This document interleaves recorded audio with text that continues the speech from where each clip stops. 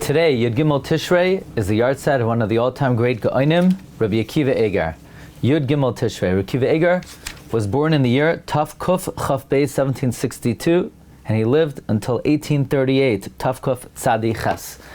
So Rabbi Akiva Eiger lived in the era of the Achronim, but see Tzitz Eliezer of Rav Waldenberg, Chelik Yadalet Siman Kuf, page Kuf Pei Hey, quoted in the Sefer Zechronim Levracha, that Rabbi Cheskel Abramsky told the Tzitz Eliezer that the Grach, Reb Chaim Brisker, valued the Chidushim of Rabbi Akiva Eiger so greatly, he valued it like one of the Rishonim. He considered him like one of the Rishonim.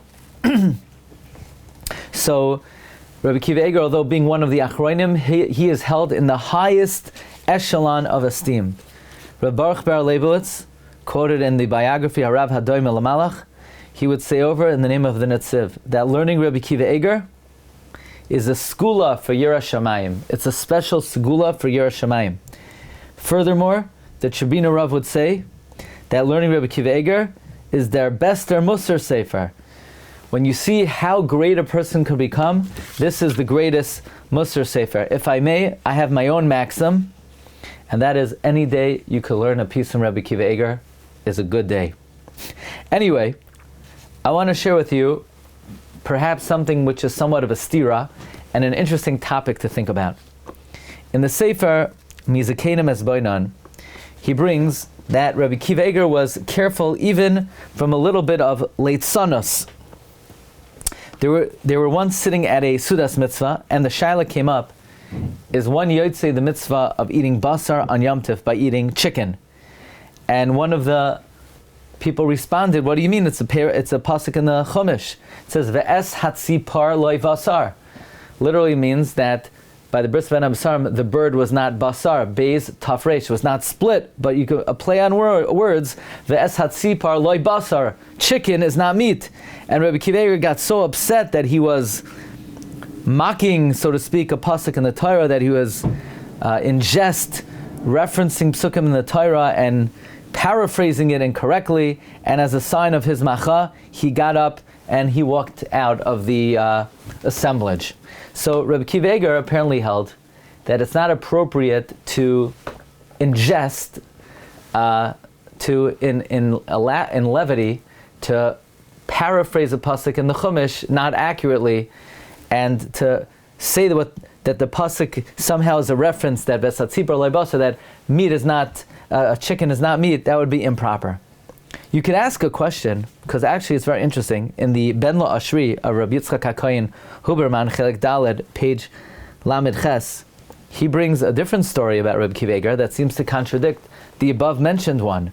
Namely, that Rabbi Akiva Eiger himself wrote a Kabbalah that for a shoichet, in order for a shoichet to shecht, you need to have a written endorsement, and we have evidence. We have a Kabbalah, a written endorsement that Rabbi Akiva Eiger gave to a shoichet, and he wrote as follows.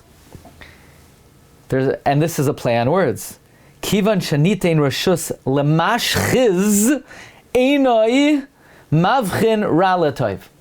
So this is a play on Chazal. Chazal say, Kivan shanitein rashus mashchis lahashchis shuv einoi mavchin bein tzadik larasha. Once the destructive angel is given permission to cause devastation, he's not going to differentiate between the righteous and the non-righteous. However, Rabbi Akiva Eiger was saying that the shoichet, kivan shanitein rashus lemashchiz, once we give him permission to sharpen his knife, not einoi with an ayin, his eye, mavchin will distinguish ra l'tov, between bad and evil. So instead of once permission is given to the destroyer, he is not going to distinguish between good and bad. This is a play on words that once we give this shoichet reshus to sharpen his knife, his eye, einoi with an ayin, mavchin ra l'tov. So here Rabbi Akiva Eiger himself wrote this Kabbalah, and this seems to be a play on words of the Divrei Chazal. So that seems to contradict the above-mentioned story that one should not quote psukim and paraphrase them in jest.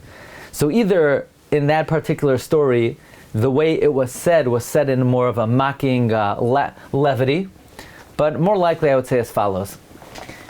it's hard to say that one would not be allowed to paraphrase, or you could say that it's only usher to paraphrase a pasuk, but you could paraphrase words of Chazal.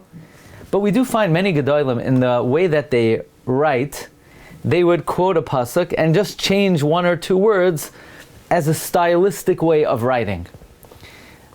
I believe the Chida does that throughout his writings, and therefore, perhaps you could say as follows. Perhaps there's nothing wrong with paraphrasing a pasuk if it's used as a certain style to get a message across.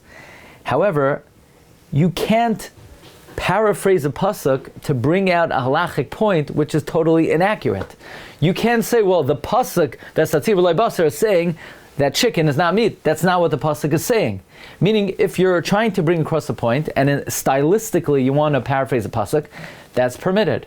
But to take a pasuk out of context as a basis in halacha, that's completely wrong. So the nekuda is not, you can't paraphrase words of Chazal or pasuk. The nekuda is, that cannot be the basis for divrei halacha. Any event, these are a few tidbits about the life of Rebbi Eiger. Today is his Yahrtzeit, Yud Gimel Tishrei.